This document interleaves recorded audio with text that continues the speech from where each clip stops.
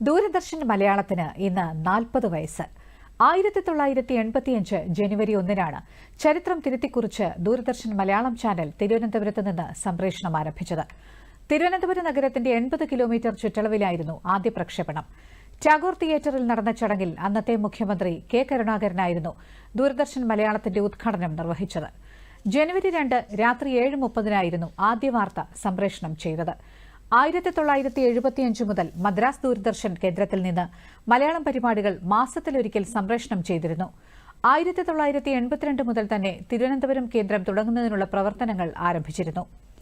1985 പ്രവർത്തനം ആരംഭിച്ചുവെങ്കിലും 1987 വരെ താൽക്കാലിക സ്റ്റുഡിയോയിലായിരുന്നു പ്രവർത്തനം. ഇതിനുശേഷമാണ് പൂർണ്ണസജ്ജമായ സ്റ്റുഡിയോ നിലവിൽ വന്നത്.